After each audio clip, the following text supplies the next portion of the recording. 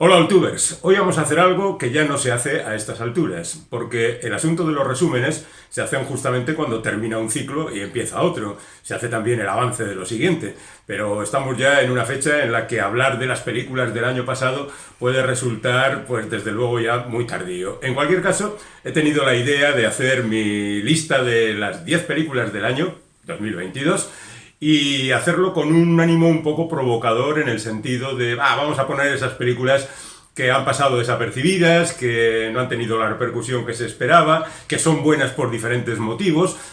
Sin embargo, es inevitable mencionar algunas que sí han sido reconocidas. Bueno, pero llevado por ese ánimo provocador, después de la lista de las 10 mejores películas del año 2022, he colocado una lista de las 10 películas que no están en esa lista, inexplicablemente, porque son las que todo el mundo ha reconocido como merecedoras de estar en un resumen de fin de año, ¿me entendéis?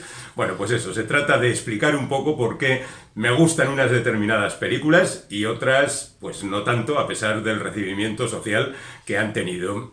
Se puede considerar que es un arrebato de ponerse exquisito, de pedantería, pero yo creo que en realidad lo hago, permitirme la explicación, por descubrir a algunos de vosotros películas que igual han pasado desapercibidas y que tienen un valor quizá no un gran valor, pero sí un valor interesante. Dejémonos de prolegómenos, vamos a lo que interesa. Y para llevarme la contraria a mí mismo, voy a empezar por la película de animación que más me ha gustado este año. Yo he visto bastantes porque esto de tener nietos obliga a veces a ir al cine sin demasiadas convicciones. La película que más me ha gustado en el terreno de la animación es la más convencional, comercial y accesible de todas las que se han proyectado. Es Lightyear, con las aventuras de ese personaje que daría pie al muñeco de Toy Story y que es una auténtica maravilla en cuanto a creación rápida de situaciones, de sorpresas, de giros de guión durante la primera parte, justo es reconocerlo. Después la cosa cae un poquito en la repetición, cae en el convencionalismo, cae en lo que se espera generalmente de las películas que son muy largas cuando se les ha acabado la mecha a gente como Angus McKay, que es el director de esta peli y que ha hecho casi de todo en Disney. Ha hecho animación, ha puesto voces, ha sido director, ha sido dibujante, ha sido absolutamente de todo. Se le nota eso. Quizá deberíamos haber dado este puesto a Mundo Extraño, pero ¿qué queréis que os diga? El recuerdo de esa primera hora de Lightyear se me ha quedado en la cabeza y ahí lo dejo. Otra película, en esta ocasión estaría en las antípodas de Lightyear, es una película que creo que ha visto muy poca gente. Si hay alguien ahí que la ha visto, que se manifieste en los comentarios. Y se titula Sundown y es obra de Michel Franco, el realizador mexicano que ya hizo Nuevo Orden, aquella rebelión de los que han sido maltratados por la fortuna contra los que han sido bendecidos por ella, que era quizá no una película redonda, pero sí muy interesante. A Sundown le pasa exactamente lo mismo.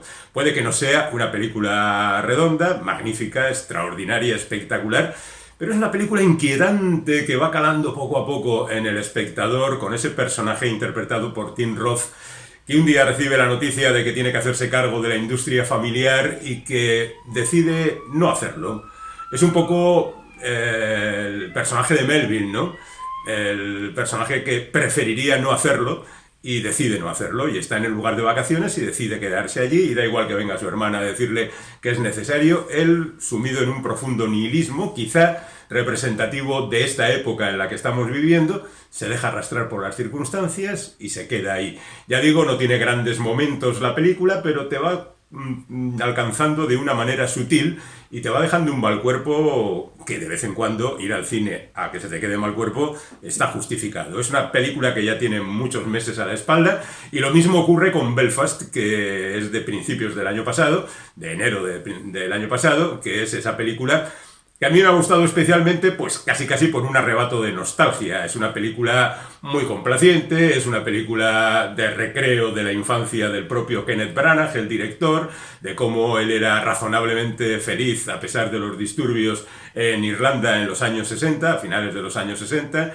y como al final se fueron a Londres y nació esa maravilla del cine que se llama Kenneth Branagh, que ha hecho películas sobre Shakespeare, también ha hecho películas sobre Thor y ha hecho películas sobre Hercule Poirot, y la verdad es que se deja llevar por el lado oscuro en más ocasiones de las que debería. Pero cosas como Belfast son muy satisfactorias. Otra que tal baila, de hecho yo la vi el año anterior, porque la vi en el Festival de Donostia en el año 2021, es Benediction. Benediction es una película de Terence Davis. Terence Davis es un director que a mí me fascina desde aquellos viejos días de El largo día acaba, esa conjunción de exquisitez visual, de guión perfecto, de frases maravillosas, de interpretaciones verdaderamente lujosas.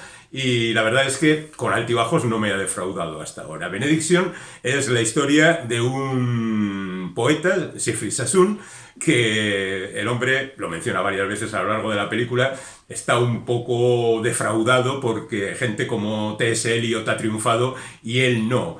Bueno, la vida de este personaje, retratada desde casi la infancia, sus primeros escarceos amorosos, sus poemas, que por otra parte no van a ninguna parte, sinceramente no me extraña que no triunfara como Eliot. Eliot es infinitamente mejor que Sassoon.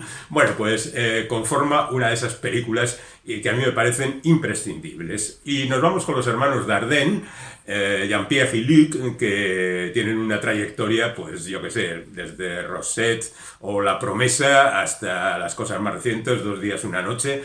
Por ejemplo, han hecho un corpus cinematográfico impresionante, han creado un estilo, ese de perseguir a los personajes por detrás, y han contado historias sociales muy importantes. Bueno, este año han hecho Tori y Loquita, que no es la mejor de sus películas, pero que al margen de que, como siempre, tiene una gran carga social, un análisis de la situación actual, una denuncia de hechos verdaderamente vergonzosos, tiene un momento de esos que cuando estás en el cine te da un vuelco el corazón, te sorprende y dice, ¿cómo es posible? ¿Cómo se les ha ocurrido hacer esto? Por supuesto no contaré de qué se trata, porque estoy seguro de que algunos vais a verla.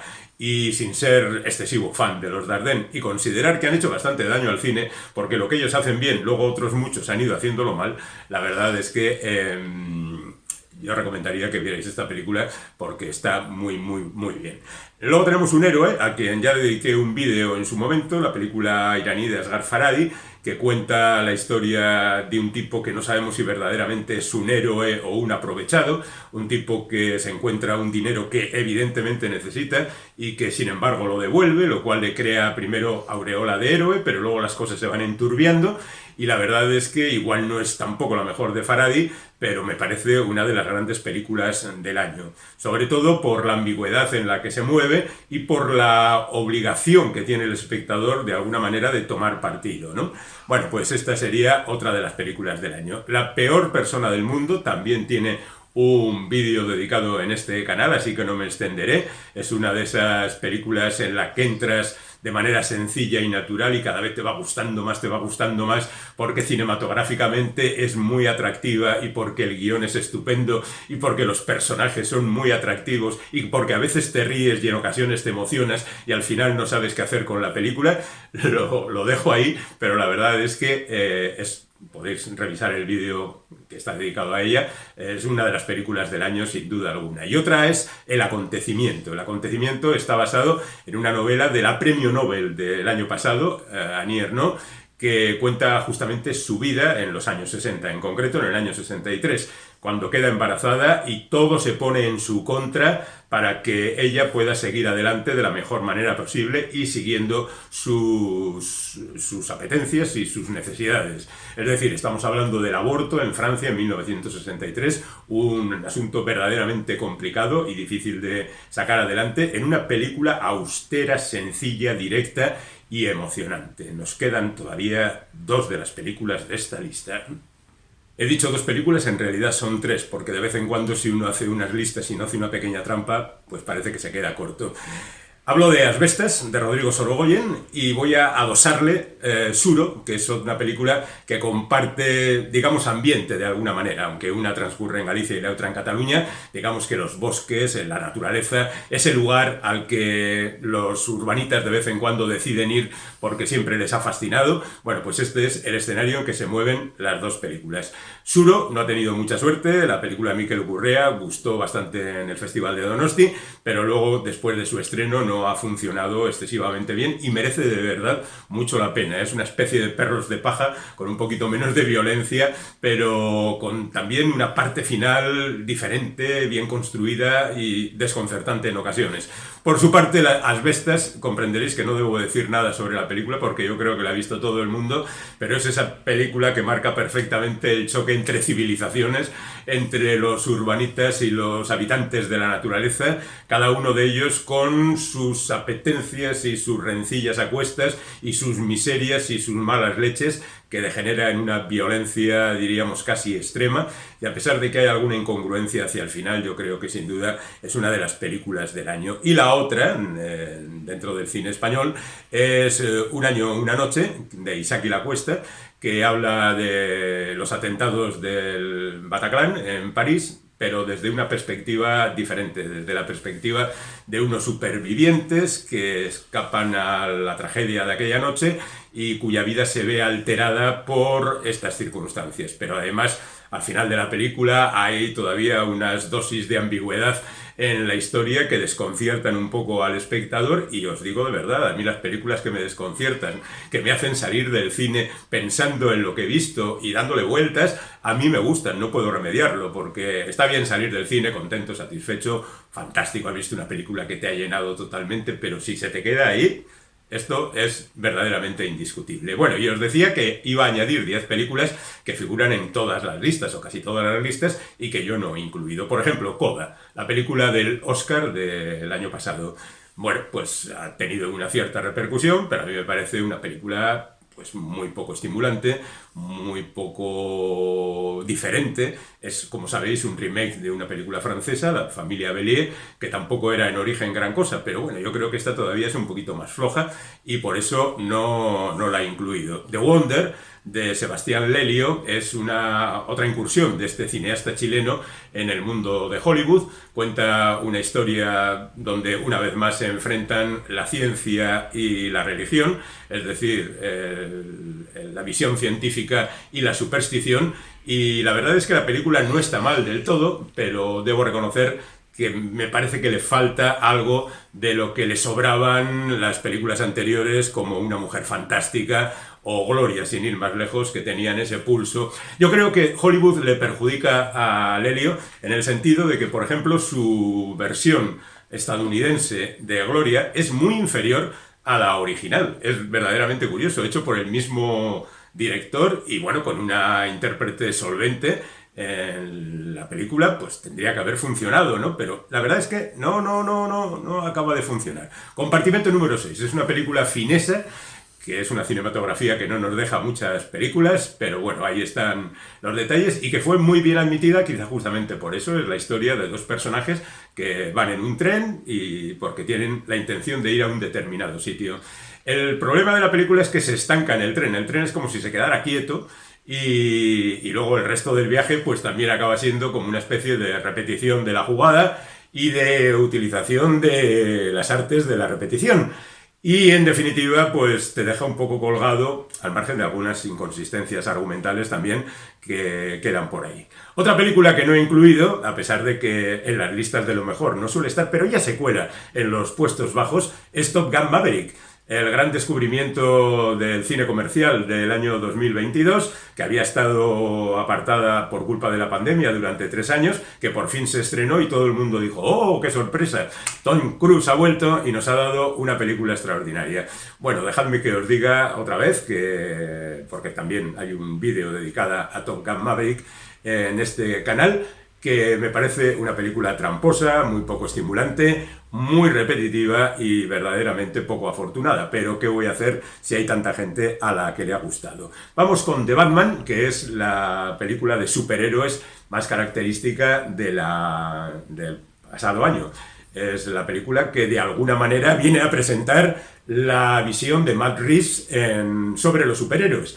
Lo cierto es que la película está bien, está lejos del Batman que interpretaba Ben Affleck, por ejemplo, está lejos de todos los Batman, pero en cualquier caso es una película que para mí se me queda un poco corta a pesar de las 3 horas. Y es que, como siempre pasa con estos personajes, están muy vigilados por parte de las compañías que confían en ellos y no quieren que se desperdicien, quieren que todo el mundo adore a los personajes. Entonces, acaban entrando en la percepción del autor y luego pasa lo que pasa.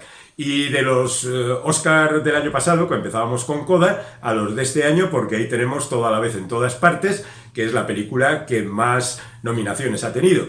En realidad no figura en las listas del año pasado, o en muy pocas, porque todavía no había sido nominada a los Oscar. Ahora todo el mundo está diciendo, oh, qué bien, qué bonita, que lo que nos hemos pasado con ella. Hemos estado estupendamente disfrutando de este excelente montaje, apresurado, rápido, no sabría decir si siempre ajustado, pero en cualquier caso sorprendente. Bueno, pues la verdad es que me parece excesivo, me parece demasiado forzado y me parece que al margen de algunas interpretaciones y algunas cosas que son divertidas y estimulantes, la película no va muy allá, pero ahí lo dejo. El hombre del norte es esa película que todo el mundo ha dicho qué bien, qué grande, qué estupenda. Yo debo decir que, además de que podéis revisar el vídeo que le dediqué en su momento, yo digo que me parece una película que por una parte adapta el Hamlet de William Shakespeare, también no es más que un catálogo de brutalidades, de salvajadas, de sangre, vísceras y todo eso. Si te gusta eso, pues estupendo, es tu película, pero ya digo, no es mi película porque no estoy en ese territorio. Alcarrás, que estaría en la esquina contraria del cuadrilátero, pues tampoco acabo de convencerme. A mí me parece muy bien esto de filmar la vida tal como es, qué bonito, qué fantástico, qué estupendo, está muy bien, pero me parece que le falta densidad, por decirlo de alguna manera. Ver pasar la vida se ve a través de una ventana, se ve en un parque, se ve en un centro comercial. En el cine, pues hay que echarle un poquito más de sal y aunque como tenemos la tensión alta, igual no sea necesario pasarse demasiado. En cualquier caso, tenemos que hablar de Drive My Car, que es otra de esas películas que ha sido mundialmente reconocida, 3 horas de aguantar. Y aunque reconozco que hay algunos momentos, como los relacionados con el teatro y con esa representación en varios idiomas que tiene mucha potencia, claro, el aguantar 12 minutos de plano contra plano en un coche con una conversación que tampoco te va a salvar la vida, una conversación que no aporta prácticamente nada, una conversación que no tiene densidad, utilicemos de nuevo la palabra, que no va a aclarar grandes cosas y que ni siquiera tiene brillantez en el guión, pues a mí me parece una pequeña estafa. Y me parece que Drive My Car adolece de todo eso. Y la última es Argentina 1985. ¿Por qué la he colocado en esta lista? Pues porque no he tenido sitio para colocarla en la otra, que es donde merecería estar. Argentina 1985 no es una película deslumbrante cinematográficamente, pero es una película necesaria, una película que denuncia a los dictadores, a los torturadores, a los que crearon la dictadura argentina en el 76 y que después fueron juzgados. Y en ese sentido, la película es necesaria y por eso, de alguna manera y en última instancia, la traigo aquí para que la tengáis en cuenta. Ahí tenéis 20 películas, haced lo que queráis con ellas, si podéis disfrutarlas, estupendo. Y si no estáis de acuerdo, a los comentarios.